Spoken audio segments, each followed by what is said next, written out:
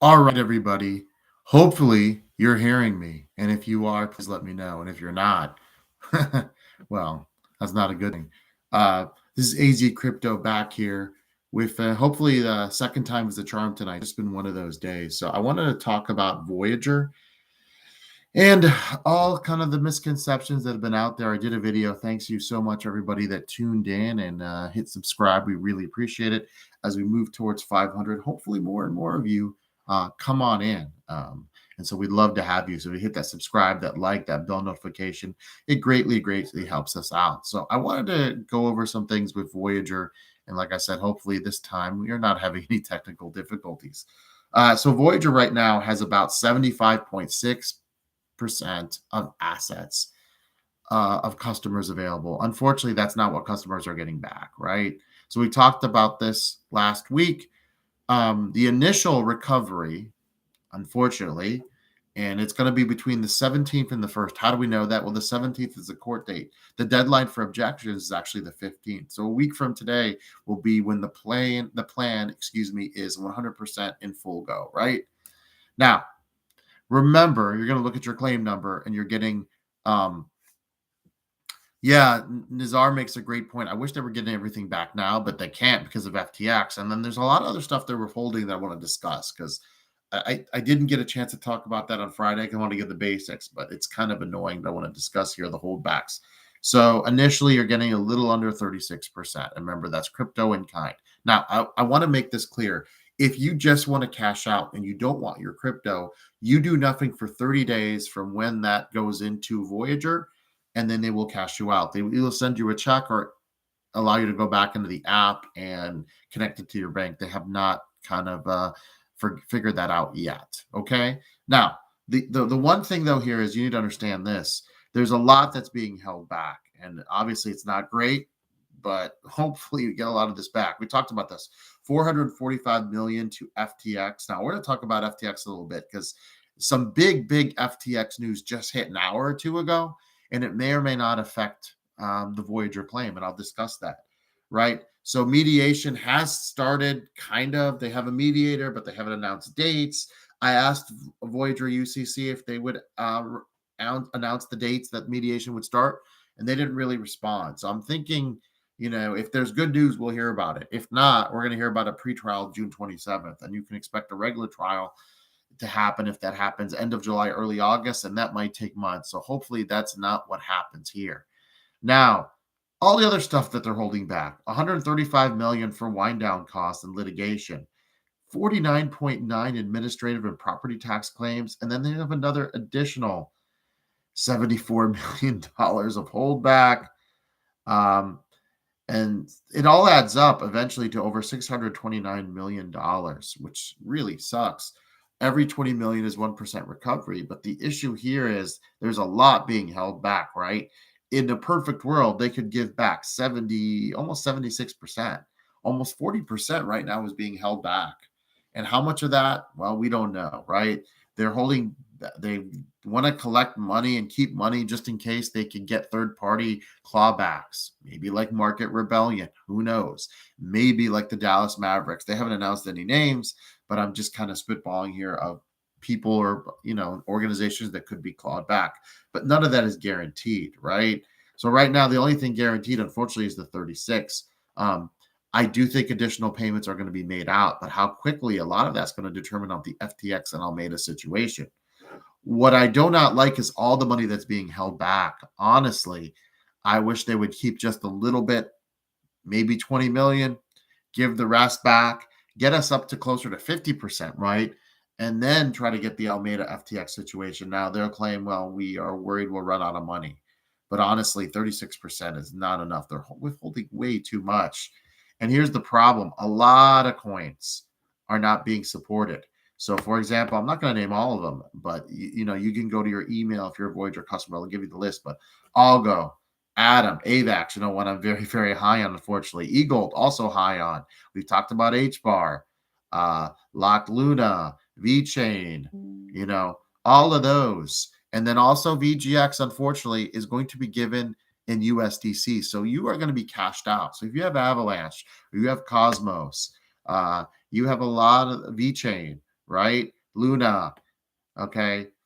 Any of those, okay? Even Polkadot, okay? You're going to be cashed out because those coins cannot be transferred. So that's the problem, right? Now, a lot of coins are supported. However, it's not a great situation. One that is, if you're a Cardano holder, that is, but there are a lot of good coins that people had, and it's too much. Yeah, so Nazar moving USDC to Coinbase and cashing out. Yeah, so we talked about this on the show. Some of the banks now, like SoFi, even the Apple app is offering between 4 and 5% interest. That's not 9% you're getting in Voyager, but it's better than nothing, right? So that is something, even though it's not crypto, that's an angle that can be played. For me, and I'll keep saying this, it's going to be a good time to go into BTC over the next couple months. Now, a lot of people are starting to say, well, we're going to hit 30 again this month, and that is possible. But here's my question to you. Are we going to hold 30,000 and above? And I say no. I really hate to say it, but I don't think May and June are going to be good months for crypto in terms of Bitcoin. I'm going to keep saying that.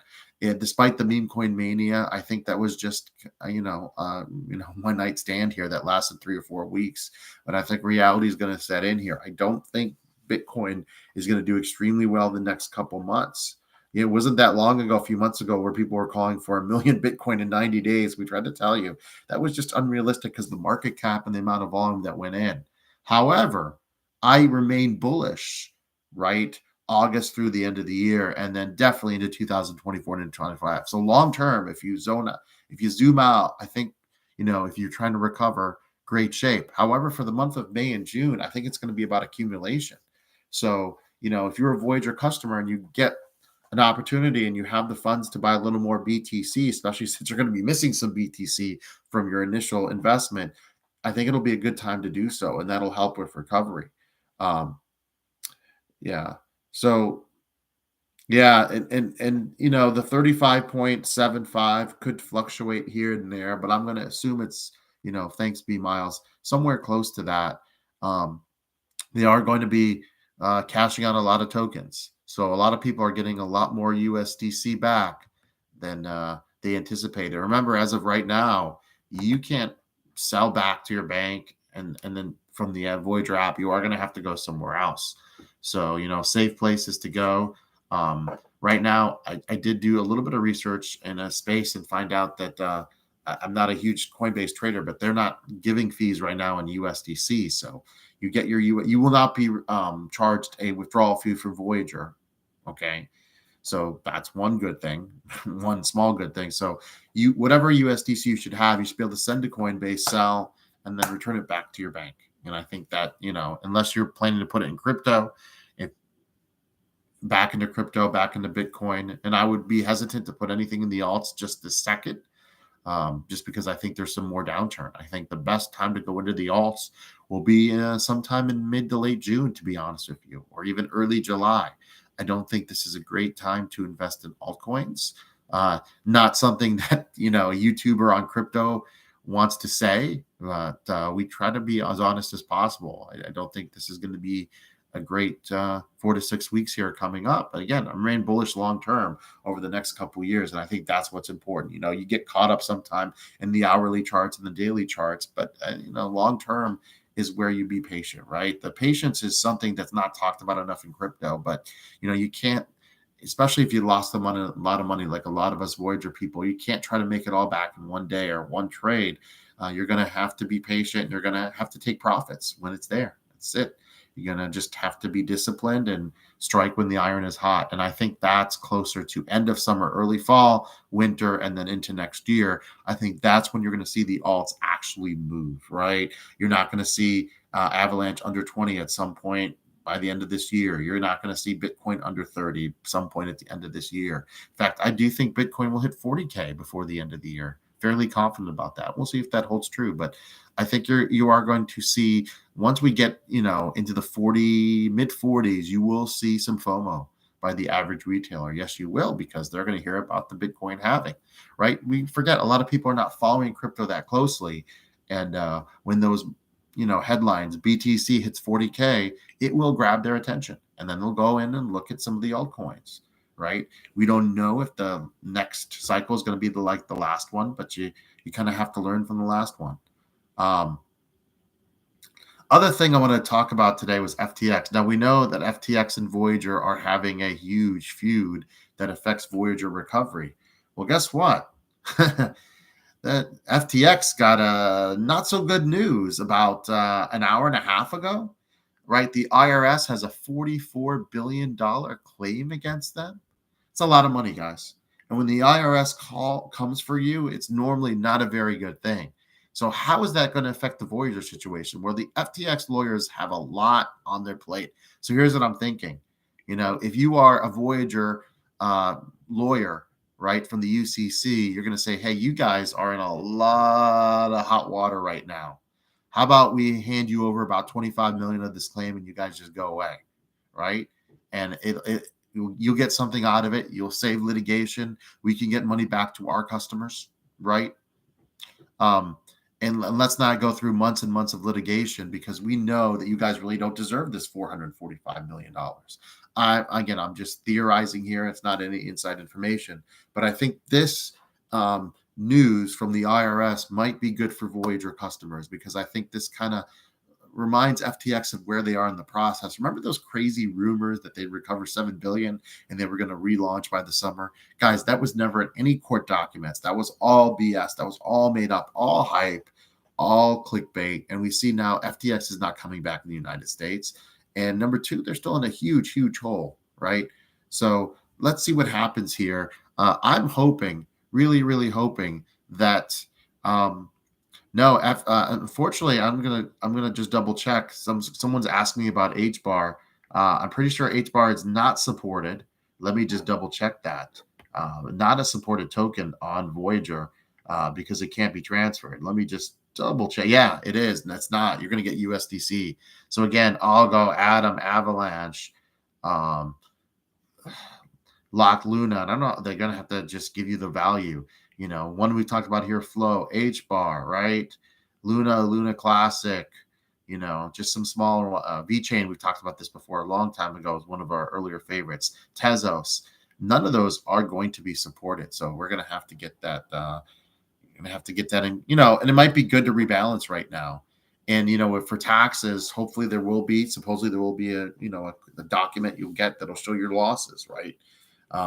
And I do think trying to be optimistic, not a lot to be optimistic about in the last 10 months. This is a good time to rebalance and decide what you want to really be into when things hopefully do take off. I want to say late summer, early fall, when we see some movement here, some real movement, not the fake movement where it goes up to, 30K and it just can't sustain itself, because that's kind of what I see happening right now. All right. So again, the 44 billion is a big deal. It's not something that FTX can just brush away. And I do think that's going to kind of put them in a hole here, and they're going to want to get what they can from Voyager. And I think Voyager is kind of in the driver's seat here with the mediation. It would be good for both sides not to go to court, and it would be good for both sides to avoid that trial at the end of June. So let's cross our fingers and hope that mediation can come up to an agreement sometime in either late May and early June, and that can be a substantial recovery. And then we'll have to wait to see if the wind down really has any real targets, right? Mentioned Market Rebellion. Who knows who else they could go after? Really quickly, I forgot to mention this before. The wind down is also planning to try to sell. They haven't been successful so far. The actual Voyager company, VGX, the platform, and any technology that goes with the app. I'm not too excited about that, and here's why. I'm gonna be honest with you. Remember, 20 million gets you 1% recovery. Can they even get 20 million for the IP, the technology of the app, and VGX? I don't know. I've got my doubts, so I wouldn't get too excited about that. But could they get at least one clawback and get up to 20 million for a couple clawbacks? Maybe possible, but again, you're looking at a couple. So really, like, absolute best case to me is, like I said before, probably in the mid 70s, but that might be overly optimistic. Honestly, let's be nice to at least get to 50% by the end of the summer, and then see if more comes in the fall, right? And then hopefully before 2024, early 2024, or even mid 2024. This is all over, and what you get is what you get, and you moved on, and you're on the road to recovery. Yeah. And so I would last thing I want to say is for any altcoins, I would be very, very hesitant right now to invest a lot. And I think there's going to be a cold month here in crypto coming up, 3 to 4 weeks. We'll see from there, but I don't see a great month in May. I've been saying that over and over. Nothing to do with today. Supposedly today's drop was because the U.S. government was selling some Bitcoin that they had seized. But I just a lot of things going on right now. And traditionally, the month of May before BTC halving has not been a good one. And so by the way, if you're trying to do swaps right now, the fees on ETH are absolutely insane. Yeah, if you go on Uniswap, it is absolutely crazy. So right now, I would be very, very hesitant, like I said, to go deep into anything besides BTC, maybe some ETH. But then, I would say sometime in the summer, and we'll do some shows on this, you want to get your exact altcoins that you're going to hold for the upcoming bull run and decide which ones you're going to try to sell early and maybe which ones you're going to try to sell later, but always remember to constantly be taking profits. Guys, I appreciate you, and I apologize greatly for the technical difficulties we had on the first attempt, but this is AZ Crypto. Please remember to hit that like. We would love more subscribers. Absolutely love trying to get to 500. It would greatly help us out. Hit that bell notification and like button as well. This is AZ Crypto saying have a good night. Thanks, guys.